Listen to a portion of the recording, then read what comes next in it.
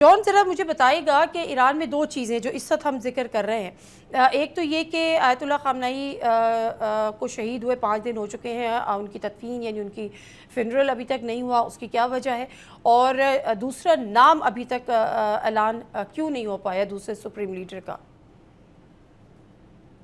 बहुत बहुत शुक्रिया डॉक्टर साहबा मुझे बुलाने के लिए। देखिए, नाम इसलिए सिलेक्ट नहीं हो पाया क्योंकि जाहिर सी बात है, ये जहाँ पे खबरगान को ये टारगेट कर रहे हैं। अब देखें, कुंभ के अंदर इन्होंने एक दो दिन पहले की खबर आई होगी आपके पास कि कुंभ के अंदर जो खबरगान की बिल्डिंग है उसको पूरी तरीके से इन्होंने तबाह कर दिया। और ये पुरानी बिल्डिंग थी, बहरहाल उनको लग रहा था वहां पे बैठ के डिलिब्रेशन होंगी, लेकिन डिलिब्रेशन वहां नहीं हो रही थी। बहरहाल ये क्लियर हो चुका है ईरानियों को कि ये अब खबरगान को डायरेक्टली टारगेट करेंगे।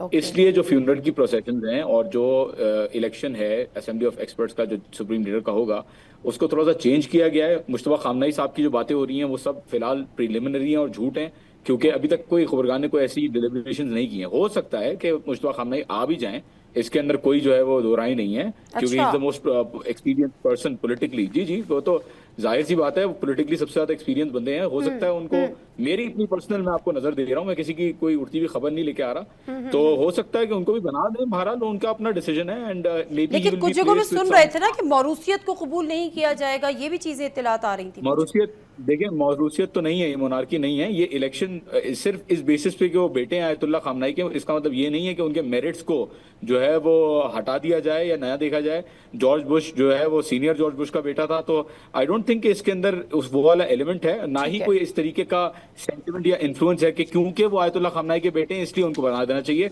ये बात बिल्कुल गलत है। बहरहाल मैंने आपको ये बताया कि हो भी सकता है, नहीं भी हो सकता कि उनको बनाया जाए, लेकिन अभी तक ठीक कोई है। फैसला किसी भी चीज के ऊपर नहीं हुआ है। ये आने वाले दिनों में डिसाइड होगा। फ्यूनरल प्रोसेशन भी आगे इसीलिए की गई नहीं, क्योंकि फ्यूनरल अटैक्स का पोजीशन खतरा तो है वहां समझ पे, में ये आ सब गया, चीजें लेकिन अटैक होगा। मैं सिर्फ यही पूछना चाह रही हूँ कि सुप्रीम लीडर का नाम अभी तक कितने दिन और मजीद लग सकते हैं। हो सकता है कि आपको 2 दिन में आ जाए खबर, हो सकता है 1 हफ्ता लग जाए, हो सकता है आज रात को आ जाए। ये जो प्रोसेस है पूरा सीक्रेटिव रखा हुआ है। किसी को भी इंफॉर्मेशन कहीं से भी, जो भी ठीक है। खबरें आ रही हैं, ठीक है। जैसी भी खबरें आ रही हैं, वो सारी खबरें जो हैं वो, क्योंकि ईरानियों को जब जर्नलिस्ट को कुछ नहीं मिल पा रहा, तो किसी और को कहाँ से मिलेगा कहीं भी दुनिया में। तो मुझे नहीं समझ में आता कि इसके अंदर कोई भी सच्चाई हो सकती है किसी भी स्टेटमेंट के हवाले से। चलें, बिल्कुल ठीक है। मंसूर जाफ़र साहब, अब ये बताइएगा कि आज जो ईरानियन प्रेसिडेंट हैं उन्होंने जो एक एक्स पे पोस्ट की है कि some countries have begun mediation, ये इत्तलात आपके पास भी हैं, वो कौन से ममालिक हो सकते हैं जो इस वक्त सालिसी का किरदार अदा कर रहे हैं या अदा करने की पोजीशन में हैं। जी बहुत शुक्रिया जी।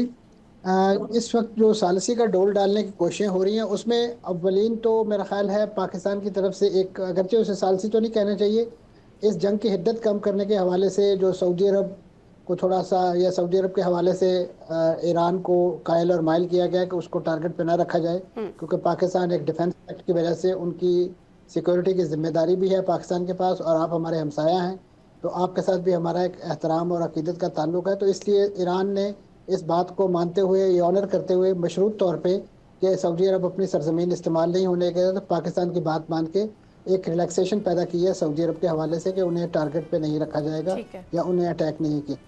ये एक इब्तदाई कोशिश थी जिससे एक ओपनिंग का मतलब इंडिया और मिला था। सऊदी अरब ने भी और उसके कंसेंट दिया बाद है ये कि उनकी सरजमीन जी इस्तेमाल नहीं सऊदी अरब करें। की तरफ, जी उन्होंने ज़ाहिर है उनकी यकीन दहानी जो पाकिस्तान के ज़रिए ईरान को दी गई, उसके ठीक है। बाद ही ये सारी चीज़ें मटेरियलाइज हुई। तो उसके बाद फिर एक एफर्ट जो है पाकिस्तान की तरफ से तुर्किया के साथ की गई थी बैकएंड डिप्लोमेसी के नतीजे में, लेकिन वो थोड़ी सी इसलिए स्टॉल हो गई कि इस दौरान ईरान की तरफ से जो तुर्किया में कुछ नेटो की इंस्टॉलेशन हैं वहाँ पे एक मिसाइल दागा गया। उसके बाद एक थोड़ा सा बैड टेस्ट डेवलप हुआ, लेकिन तुर्किया ने उसको क्लैरिफाई कर दिया कि ये हम पर नहीं दागा गया, ये नेटो पर दागा, क्योंकि नेटो को भी वो एक अपना दुश्मन ही समझ रहे हैं, और ख़ासतौर पे यूरोपीय ममालिक को भी इसी हवाले से।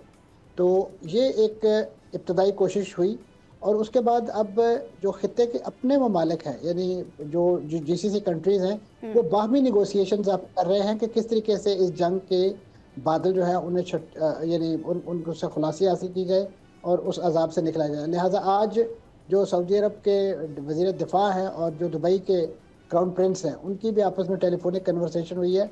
अगरचे माजी में थोड़ा सा एक तनाव की कैफियत रही है यूएई और इनके दरमियान, लेकिन इस जंग के हवाले से ये पहली, मैं समझता हूँ, बर्फ़ पिघली है, और ये एक अच्छी ओपनिंग है। और उसके साथ साथ जो दीगर, यानी जो पाकिस्तान की जो कोशिश है या पाकिस्तान की तरफ से जो एफर्ट की जा रही हैं या की जा सकती हैं, उसमें मुख्तलिफ ज़राए से, मुख्तलिफ हलकों से ये तजवीज़ भी पेश की जा रही है कि कम से कम जो 8 ममालिक गज़ा बोर्ड पीस में शामिल हैं, ख़ासतौर पर मुसलमान ममालिक, वो इस वक्त डोनाल्ड ट्रंप साहब को इस बात पे कायल करें, एक ख़त लिखें कि डोनाल्ड ट्रंप साहब, आपने जो मिशन स्टेटमेंट गज़ा के हवाले से बना रखी है और उसके लिए जो जिम्मेदारियां उठा रखी हैं, आपकी मौजूदा जंग में इन्वॉल्वमेंट जो है आपके उस मिशन को बहुत हद तक कॉम्प्रोमाइज़ कर रही है।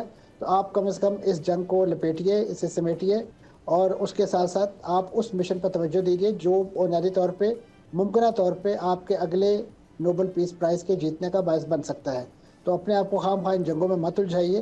तो मैं समझता हूँ ये एक ऐसी एफर्ट है, ये अगर इनिशिएट होती है, इस नौइयत की कोई तहरीर या जाती है, तो कम से कम इन मुल्कों का एक कलेक्टिव स्टांस ज़रूर जाएगा और उसको यकीनन डोनाल्ड ट्रंप साहब या अमेरिकन इंतज़ामिया के लिए बहुत ईजी लेना आसान नहीं होगा। और ये एक बर्फ़ पिघलाने के लिए मैं समझता हूँ एक कोशिश की जानी चाहिए और शायद किसी दर्जे में इस पर काम भी हो रहा है, लेकिन अभी तक इस हवाले से कोई कंक्रीट यानी करस्पॉन्डेंस या एक्टिविटी सामने नहीं आई। तो और इसी ज़मन में जो है बज़ेज़खान साहब का जो स्टेटमेंट आज उन्होंने ट्वीट किया है कि इस वक्त कोशिशें जारी हैं, लेकिन इन कोशिशों में वो समझ रहे हैं कि हम उन लोगों को एड्रेस किया जाना चाहिए जिन्होंने ये सारा जंग का अलाव दिखाया है। हाँ। हम तो उसमें एक लिहाज हम तो डिफेंड कर रहे हैं और हम तो डिफेंड, ठीक है, बिल्कुल ठीक है। अच्छा जॉन सर, एक और बात बताइएगा कि जिस तरह ये जंग शुरू हुई थी उस वक्त जो अमेरिका ने जो बात की थी वो सिर्फ जो न्यूक्लियर प्रोग्राम है उसके हवाले से नहीं थी, रजीम चेंज के हवाले से भी थी। लेकिन आज की जो ट्रम्प की पोस्ट है जिसमें वो कह रहे हैं कि जो दूसरे सुप्रीम लीडर हों वो उनकी मुशावरत से हों या उनकी मर्ज़ी से हों, और जो मुश्तबा खामनाई के हवाले से वो कह रहे हैं कि वो तो बिल्कुल कबूल नहीं है। इसका मतलब है रजीम चेंज वाला जो एक टारगेट था वो क्या समझ रहे हैं कि अब वो अचीव नहीं कर पा रहे हैं या वो उन्होंने अभी फ़िलहाल साइड पे रख दिया है? ये ईरान की फतह है एक तरह से। डॉक्टर साहिबा जाहिर सी बात है, सर मैं नादिया मिर्जा बात कर रही हूँ, डॉक्टर बिल्कुल दूर दूर तक नहीं हूँ मैं। अच्छा सॉरी मुझे लगा आप डॉक्टर नादिया हैं, सॉरी मुझे बताया गया था शायद आप पीएचडी हैं। सॉरी मिस नादिया, देखें ये जो बार बार इनको होता है, ख्वाब आता है कि यहाँ रिजीम चेंज हो रहा है, लोग आ जाएंगे, फिर ये आते हैं, किसी की बात ये रिस्पेक्ट नहीं करते, चाहे जो भी इनको प्रेशर डाल दे, इनको खत लिख के दे दे, ये किसी की बात नहीं सुनते। जब जंग कर दी, जब आयतुल्लाह खामनाई को शहीद कर दिया, मतलब ये तो कोई सेंस ही नहीं बन रहा कि ट्रम्प जो है वो किसी की बात सुनेगा। ये जिस तरीके से बमबारी कर रहे हैं, और बात सारी ये है कि इस वक्त सिर्फ ईरान की जो मिसाइलें हैं और रॉकेट्स हैं वही प्रेशराइज कर रही हैं। यूएई और सऊदी और जो सारे मुल्क आए हैं, डायरेक्टली आए हैं, उन्होंने जो बात की है कि अब हम यूज़ नहीं होने देंगे अपनी ज़मीन को। तो जाहिर सी बात है ये कोई इंडिस्क्रिमिनेट बॉम्बिंग नहीं है। सबको पता है कि ईरान जो है वो बिला वजह अटैक नहीं कर रहा। कहाँ से वो कहाँ चला गया कैरियर, तो आप भी मिस नादिया सर्च करके बता दिएगा कि वो इस वक्त किधर है। पहला अटैक करके वो चला गया था, फिर सारे अटैक्स इन्हीं मुल्कों की तरफ से, जो मुसलमान बरादर ममालिक जो इस्लाम का ढोंग रचा के बैठे में, उनकी तरफ से हुआ है। और इसराइल के साथ इन्होंने कॉम्प्रोमाइज़ करके जो 41 मुल्कों की फौज बनाई हुई थी वो पता नहीं कहाँ है इस वक्त।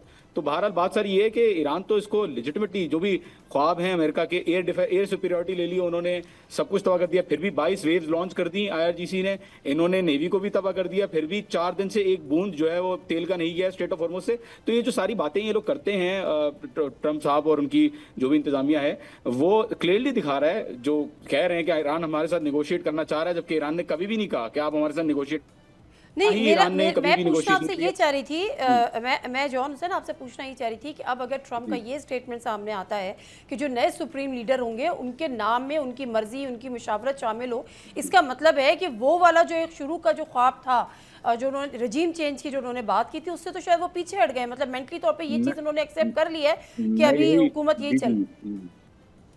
मैं यही अर्ज कर रहा हूँ कि जो एम्स हैं वो नहीं अचीव कर पाए, जो चीजें, जो ख्वाब उन्होंने देखे थे वो नहीं कर पाए। अभी जो बातें कर रहे हैं वो सिर्फ प्रेशर के अंदर in order to create this sense of negotiations कर रहे हैं। असल में कुछ हो नहीं रहा सिवाय अरब ममालिक के, जो कि आ रहे हैं और कह रहे हैं कि प्लीज आप हमारे साथ बिल्कुल, हाँ, देखिए बिल्कुल ठीक कह रहे हैं आप, बिल्कुल ठीक कह रहे हैं, लेकिन डेफिनेटली ये एक बड़ा कॉस्ट पेइंग एक वॉर साबित हो रही है, खासतौर पे इकोनॉमिक सिचुएशन अगर हम देखें, हर जरा बहुत ज़्यादा क्योस है, तो इसको और रियाल बढ़ गया ईरान में रियाल बढ़ गया है। इंटरनेशनल जो क्रूड ऑयल की कीमत है वो 84 से 92 एकदम से जंप कर गई है। तो मेरा ख्याल है ये तो एक बहुत बड़ा सेटबैक और क्योस होने जा रहा है। मंसूर साहब, ये एक और चीज़ बता दें, दो चीज़ें। एक तो ये बात कह देना ट्रम्प का कि जी नए सुप्रीम लीडर पे के नाम पे उनकी मुशावरत, तो इट्स मीन कि अब रजीम चेंज वाला जो एक कीड़ा था वो शायद उनके दिमाग से निकल गया।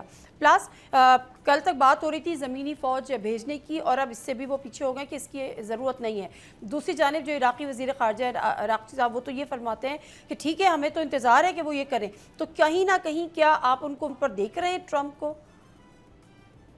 जी, यकीनन ख़ास तौर पे इसके साथ जो एक पैरेलल एक्टिविटी हुई है जो डोनाल्ड ट्रंप साहब की तरफ से ही ईरान के अंदर और इराक़ के अंदर जो कुछ बागी या जिसे आप कहना चाहिए नाराज़ अपोजिशन है ईरानी, ख़ास तौर पे जो कुर्दों की इस शक्ल में एक माइनॉरिटी मौजूद है, इसके साथ साथ जो मुजाहिदीन खल्क नामी एक तंजीम है, उनको अब एक लिहाज से डोनाल्ड ट्रंप साहब अब सारी उम्मीदें उनसे वाबस्ता कर बैठे हैं।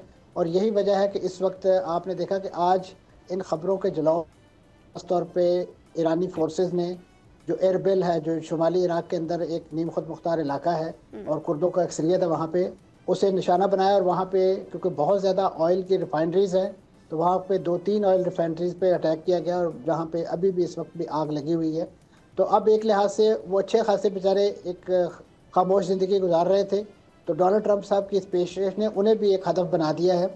और उसके साथ साथ जिस अंदाज से वो चाह रहे हैं कि इन्हें यहाँ पे लाया जाए, यानी वो इस वक्त अपने बूट्स ऑन ग्राउंड, तो यकीनन उनके लिए कभी भी वो जो फ़ारसी में कहते हैं कि ई ख्याल अस्त व महाल अस्त, तो वो तो उनके लिए कतन एक बड़ा डरावना ख्वाब है। उसके लिए तो इराक़ का तजर्बा उनके सामने है, अफ़गानिस्तान का तजर्बा सामने है, जहाँ पे भी गए, वियतनाम का, तो वो बूट्स ऑन ग्राउंड। और ख़ास तौर पे ईरान जैसी सरजमीन कि जिसकी तारीख़ है हज़ारों साल पुरानी, कि उसने कभी किसी ऑक्यूपायर को, कभी किसी अग्रेसर को जो है वो अपने यहाँ कदम नहीं जमाने दिए। तो ऐसे में इस तरह के जो सेंटर ग्रुप हैं जो सिर्फ सबोताज एक्टिविटीज़ कर सकते हैं, क्योंकि माजी में होने वाले जो मुजाहरे हैं उनमें ये अकराद छोटे छोटे ग्रुपों, टोलियों की शक्ल में जो है वो पासदारान इनकलाब के दफातर को तेहरान में नजर आतिश करते देखे गए हैं। और ये अपने दाल रोटी के लिए इनका सबसे बड़ा एक लिहाज से ये इनका साइड बिजनेस है। बिल्कुल उसी तरीके से जैसे माजी में इराक़ के अंदर इनकी जो प्रेजेंस थी उसको अमेरिकन ने बड़े इफेक्टिवली इस्तेमाल किया था दाइश को कुचलने के लिए, और इन लोगों को वहाँ पे इस्तेमाल किया गया। लेकिन अब इनका असर व नफूज बहुत ही ख़त्म हो गया, क्योंकि ये अगरचे एक बड़ा ग्रुप है लेकिन ये स्प्लिट है, एक जगह पर मुर्तकज़ नहीं है। बिल्कुल सही है सर, मुझे ब्रेक लेना है। सब्सक्राइब करें और बेल दबाएं ताकि कोई खबर रह न जाए।